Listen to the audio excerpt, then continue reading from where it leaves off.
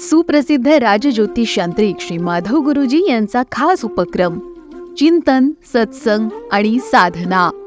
मोरया मोरया मी बाळताने, तुझीच सेवा करू काय जाणे. अन्याय माझे कोट्यान कोटी, मोरेश्वरावा तू बालकोटी. जय जय रघुवीर समर्थ. ओम श्री सच्चिदानंद सद्गुरु श्री साईनाथ महाराज की जय. ओम साईराम. आपण सगळेजण कृष्णधाम यात्रेमध्ये आहोत आणि कृष्णधाम यात्रेमधनं आपण पंढरपुरात पोचलेलो आहोत आणि पंढरपुरातून आपण गोपाळपूर दर्शन करून पुन्हा पंढरपुरात येऊन बाजार आमटीचा पूर्णपणे आस्वाद घेतला आणि आता या कृष्णधाम यात्रेमधनं निघायची वेळ आली. आता या कृष्णधाम यात्रेमधनं 11व्या कृष्णधाम यात्रेमध्ये जात असताना असंख्य प्रश्न कृष्णाबद्दल मनामध्ये निर्माण झालेले होते आणि तुमच्याही मनामध्ये हे निर्माण झालेले असतील आणि ते निर्माण झालेले असताना त्याचं समालोचन होणं म्हणजे त्याच्यावरती चर्चा होणं, आपल्याला एखादा भाग समजला नसेल तर तो समजावून घेणं हा त्यातला महत्त्वाचा भाग आहे. आणि मग ती यात्रा करत असताना हे सगळं कृष्णाचं पूर्णपणे वैभव बघत असताना पंढरपुरामध्ये आल्यानंतर मात्र रडल्याशिवाय राहवलं नाही. नकळत खूप खूप रडलं गेलं आणि जेवढं रडलं गेलं तेवढं मोकळं वाटलं गेलं. आणि मग मोकळं झाल्यानंतर असं वाटलं पंढरपुरातून बाहेर निघू नये आणि पंढरपुरातून बाहेर पाय निघणार नाही. त्यावेळेला आमच्या गुरूंनी सांगितलं की इथे राहावंसं वाटतंय ना. आम्ही हो सांगितलं की इथे राहावंसं वाटतंय. आणि मग खरंच विठ्ठल नामाची शाळा भरली आणि शाळा भरली ती वाळवंटामध्ये भरली. आता वाळवंटामध्ये शाळा भरल्याच्या नंतर कृष्णाबद्दलचे अनेक प्रश्न मनामध्ये निर्माण होत होते आणि ते सगळे प्रश्न विचारायची मुभा आम्हाला पूर्णपणे होती की तुम्हाला काय पाहिजे ते विचारा. कारण ही यात्रा फक्त म्हणजे की वर्णनात्मक यात्रा नाही आहे, तर या यात्रेमधनं तुम्हाला साध्य करून घ्यायचं आहे. मग या कृष्णधाम यात्रेमधनं नक्की आपल्याला काय साध्य करून घ्यायचं आहे, नक्की आम्हाला कृष्ण काय सांगतो आणि कृष्णाच्या आयुष्यामधनं नक्की काय समजावून घ्यायचं आहे, कुठला भाग समजावून घ्यायचा आहे, याबाबतचे पूर्णपणे विचार मनामध्ये यायला लागले आणि तसेच प्रश्न एकेकाच्या मुखातून बाहेर यायला लागले. पहिल्या एकाने प्रश्न विचारला की कृष्णधाम यात्रेमधनं आम्हाला घेऊन आलायत, आम्हाला कृष्णाकडनं नक्की काय शिकायचं आहे, हा पहिला मूलभूत प्रश्न होता. आणि मग समालोचनामध्ये गुरुजींना प्रश्न ऐकून खूप आनंद झाला. ते हसले आणि म्हणले खूप छान प्रश्न तुम्ही विचारलात की कृष्णधाम यात्रेला तुम्हाला आणलं आहे तर या कृष्णाकडनं नक्की तुम्हाला काय शिकायचं आहे. त्यावेळेला ते म्हणले की तुम्हीच आता या प्रश्नाचं उत्तर द्या, कृष्णाकडनं तुम्हाला काय शिकायचं आहे. मग कोणीतरी द्वारकाधीश कृष्णा म्हणले त्याची समृद्धता सांगितली की आम्हाला असं समृद्ध व्हायला पाहिजे. तर कुरुक्षेत्रामधला पराक्रमी कृष्ण कोणीतरी सांगितलं की आम्हाला कृष्णासारखा तसा पराक्रम करायला पाहिजे. कोणी त्याच्या पलीकडे जाऊन म्हणजे की ज्यावेळेला कृष्ण संदीपनी ऋषींच्या आश्रमामध्ये होते ते विद्यार्थी दशेमधला कृष्ण सांगितलं की आम्हाला असं विद्यार्थी दशेमध्ये जसा कृष्ण होता तसं विद्यार्थी होता आलं पाहिजे आणि आमच्या गुरुच्या मनामध्ये जे असेल ती इच्छा जी व्यक्त होईल ती व्यक्त करून ती गुरुदक्षिणा देण्याची ताकद आमच्यामध्ये असायला पाहिजे. कोण अजून त्याच्या पाठीमागे गेला आणि कोणी सांगितलं समजावून त्याच्यामध्ये की कृष्णाने जसे बाळगोपाळ एकत्र केले तसं आम्ही संघटन करायला पाहिजे, तसं आम्ही समूह करायला पाहिजे आणि आमच्याबरोबर असे बाळगोपाळ आमच्या वयाच्या मुलांची झुंड आमच्याबरोबर असायला पाहिजे. कृष्णासारखं आम्हाला मित्र होता यायला पाहिजे. त्याच्या पाठीमागे कोणीतरी जाऊन सांगितलं की नाही कृष्णासारखं आम्हाला ते अवतुल्य बळ यायला पाहिजे ज्यांनी 12व्या वर्षी कंसाला मारलं. म्हणजे कुठल्याही पराग्रह किंवा कुठल्याही अशा म्हणजे की दुष्ट प्रवृत्तीचा नाश करण्याची ताकद ही आमच्या बुद्धिमत्तेमध्ये निर्माण यायला पाहिजे. ती बुद्धिमत्ता कृष्णाची आम्हाला प्राप्त करून घ्यायला पाहिजे. तर कोण आणखीन बाळगोपाळांमध्ये म्हणजे की कृष्णाच्या बालपणामध्ये गेला आणि बालपणामध्ये गेल्यानंतर त्या दहीहंडी आणि ते सगळे उपक्रम, तर त्याप्रमाणे असं एक आपण ज्याला आपण कल्चर म्हणतो किंवा ज्याला आपण परंपरा म्हणतो ती कोणीतरी सांगितली की आपली परंपरा कुठेतरी आपण जपायला पाहिजे, ती परंपरा आपण कृष्णाकडनं घ्यायला पाहिजे, ते कल्चर आपण कृष्णाकडनं घ्यायला पाहिजे. मग या सगळ्या गोष्टी आम्हाला समजलेल्या आहेत या बरोबर आहेत का? या कृष्णधाम यात्रेमधनं आम्हाला नक्की हेच प्राप्त करून घ्यायचं आहे का? हा प्रश्न विचारणाऱ्यांनी पुन्हा गुरुजींना विचारला. गुरुजी त्याच्यावरती हसले आणि मग म्हणले की बघा तुम्ही याच्यामधनं सर्वात मोठा सिद्धांत शिकायचा आहे. कृष्ण ही सिद्धांताची व्यक्ती आहे, कृष्णाकडे सिद्धांत आहेत आणि तो सिद्धांतावरती जगला म्हणून तो मोठा झाला. आणि या पूर्णपणे म्हणजे की कृष्णधाम यात्रेमध्ये आपण यात्रा करत असताना कृष्णाकडनं आपल्याला धर्म शिकायचा आहे, कृष्णाकडनं आपल्याला सिद्धांत शिकायचा आहे. आणि सिद्धांत कसला शिकायचा आहे तो सिद्धांत आम्हाला सांगा. तर तो सिद्धांत कसला शिकायचा आहे तर तो सिद्धांत आम्हाला कर्माचा शिकायचा आहे. कर्म हे आम्हाला कृष्ण शिकवतो की आमचं कर्म कसं असलं पाहिजे.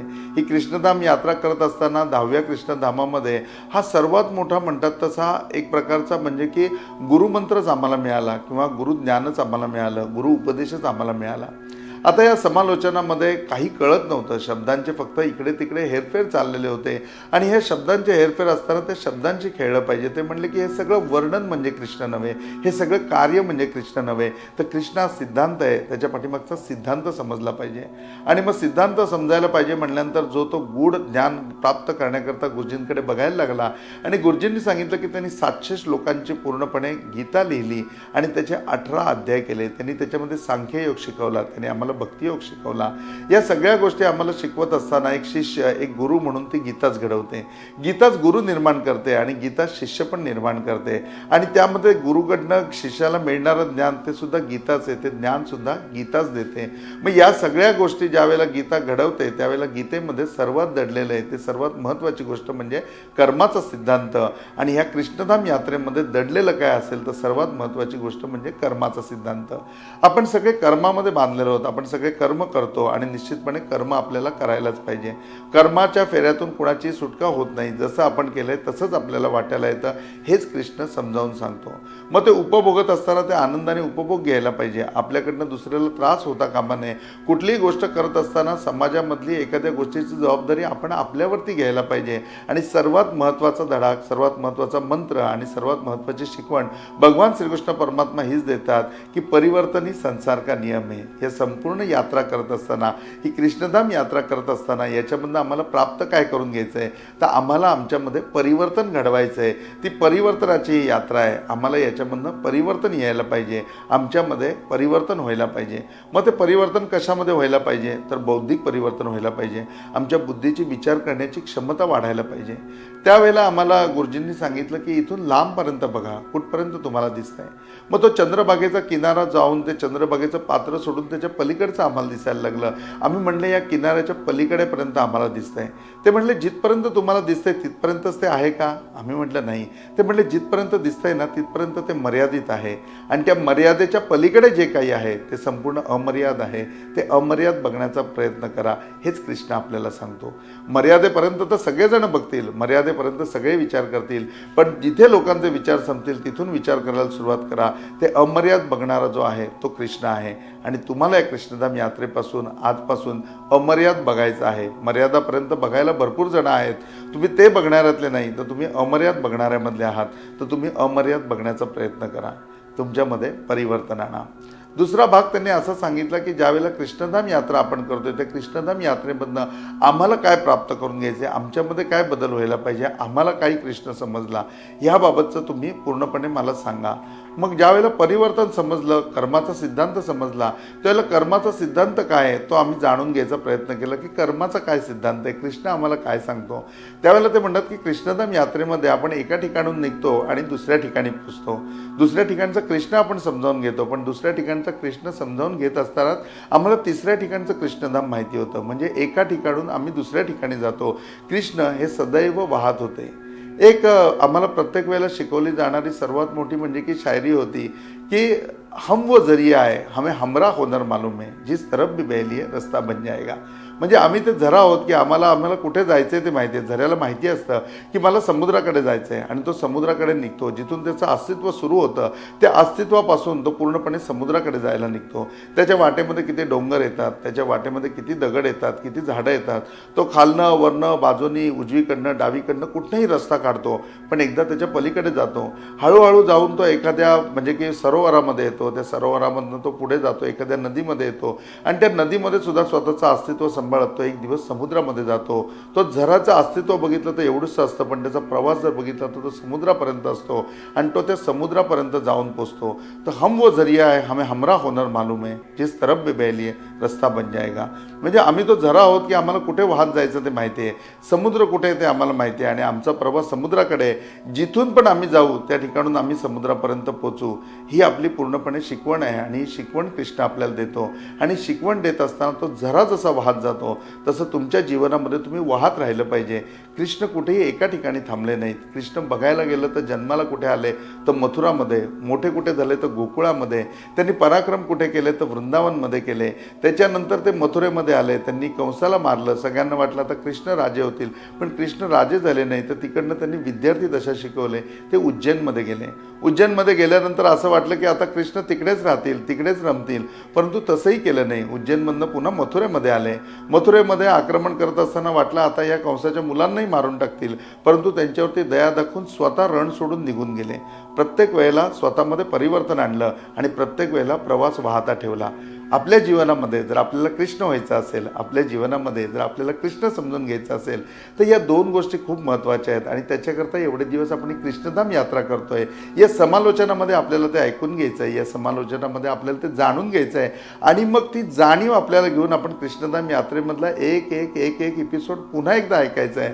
आणि तो ऐकत असतानाही मनाशी गाठ बांधायची की आता ह्या कृष्णधाम माझ्या आयुष्यामध्ये सुरू व्हायला पाहिजे आणि माझा प्रवास एका धामामधनं दुसऱ्या धामामध्ये जायला पाहिजे. तर ते कृष्णधाम समजून आम्हाला फायदा आहे, तर तो कृष्ण आम्हाला समजून फायदा आहे. आणि हमेशा आमच्या डोक्यामध्ये ही गोष्ट राहिली पाहिजे की हम वो जरिया है, हमें हमरा हुनर मालूम है, जिस तरफ भी बह लिए रस्ता बन जाएगा. त्याप्रमाणे वाहत राहायचं, कुठेही अडकायचं नाही. हा पहिला त्याच्यामधला मोठा गुण भगवान श्रीकृष्ण परमात्म्यांच्या यात्रेमधनं आम्हाला होतो. म्हणजे परिवर्तन ही संसार का नियम आहे. आमच्यामध्ये परिवर्तन येईल. परिवर्तन आल्यानंतर ते परिवर्तन इतकं ठाम असेल की आम्ही कुठल्याही एका गोष्टीमध्ये अडकून राहणार नाही, कुठल्याही एका गोष्टीमध्ये आम्ही गुंतून राहणार नाही. आमचा प्रवास सदैव पुढे पुढे पुढे पुढे चालूच राहील. हा पुढे चालत असताना कृष्णाकडनं घ्यायचा सर्वात मोठा गुण कुठला, असा प्रश्न गुरुजींनी आम्हाला विचारला. आणि हाच प्रश्न कृष्णधाम यात्रेमध्ये मी तुम्हाला विचारतोय. गुरुजींनी हा प्रश्न विचारल्यानंतर पुन्हा तीच उत्तरं यायला लागली की कुठेतरी त्याचा पराक्रम घेतला पाहिजे, कुठेतरी त्याच्यासारखं वागणं घ्यायला पाहिजे, कशी तरी त्याच्यासारखी दृष्टी घ्यायला पाहिजे, मग कृष्णाकडनं हे घ्यायला पाहिजे, कृष्णाकडनं ते घ्यायला पाहिजे. हे संपूर्ण गुण ऐकल्याच्या नंतर गुरुजी हसले. ते म्हणले की नाही, कृष्णाकडनं सर्वात महत्त्वाची गोष्ट आम्ही काय घेतली पाहिजे, तर प्रत्येक गोष्टीचं लिक्विडायझेशन कसं करायचं हे कृष्णाला खूप चांगलं माहिती होतं. म्हणजे प्रत्येक गोष्टीचा वापर कसा करून घ्यायचा, आणि तो वापर करून घेत असताना दिसायला तो समाजाच्या फायद्याचाही असला पाहिजे आणि समाजाचं त्याच्यामध्ये हितही असलं पाहिजे, पण त्याचबरोबर तो स्वतःच्याही फायद्याचा असायला पाहिजे, तो स्वतःच्याही हिताचा असायला पाहिजे. तुमच्या काय, माझ्या काय, आपल्या सगळ्यांच्या आयुष्यामध्ये सगळं काही आहे. आपल्या खूप चांगल्या चांगल्या ओळखी आहेत, खूप चांगली चांगली ठिकाणं आपल्याला माहिती आहेत, परंतु त्या ठिकाणांचं लिक्विडायझेशन आम्हाला करता येत नाही. आणि लिक्विडायझेशन करता येत नाही म्हणून आम्हाला त्या ठिकाणी आनंद मिळत नाही, आम्हाला त्याचा उपभोगच घेता येत नाही. बघा, तुम्ही कायम म्हणता की अहो माझी एवढी ओळख आहे ना, पण मला त्याचा काही उपयोग नाही, मला कुठे शब्दच टाकता येत नाही. अहो माझ्याकडे इतक्या छान जागा मला माहिती आहेत ना, पण त्या जागांवरती मला जाताच येत नाही. का तर त्या जागेचं मला लिक्विडायझेशन करता येत नाही. आणि या कृष्णधाम यात्रेमध्ये त्या कृष्णाकडनं आम्हाला ते लिक्विडायझेशन शिकायचं आहे. याच्यापुढे प्रत्येक रिलेशन असेल तर ते रिलेशन ह्याहून स्ट्रॉंग त्यावेळेला होतील ज्यावेळेला त्या लिक्विडाईज होतील. एखाद्या जागेवरची ओढ त्यावेळेला अजून ठाम होईल ज्यावेळेला ती जागा लिक्विडाईज होईल. तर मग ते लिक्विडायझेशन काय आहे ते कृष्णाकडनं शिकायला पाहिजे. ते कुठल्या पुस्तकामध्ये मिळणार नाही, ते कुठल्या शब्दकोशामध्ये मिळणार नाही. ही कला कोणी तुम्हाला शिकवणार नाही, हे शिकवणारा कोणी तुम्हाला गुरु मिळणार नाही. कारण कृष्ण जे शिकवतात ते फक्त कृष्णच शिकवतात आणि ते आम्हाला जाणून घ्यायचं आहे. तेव्हा लिक्विडायझेशन कसं करायचं ते कृष्णाकडनं समजून घ्यायचं आहे. आपण समजून घेणारच आहोत, पण उद्याच्या भागात आज इथेच थांबूया. ओम साईराम.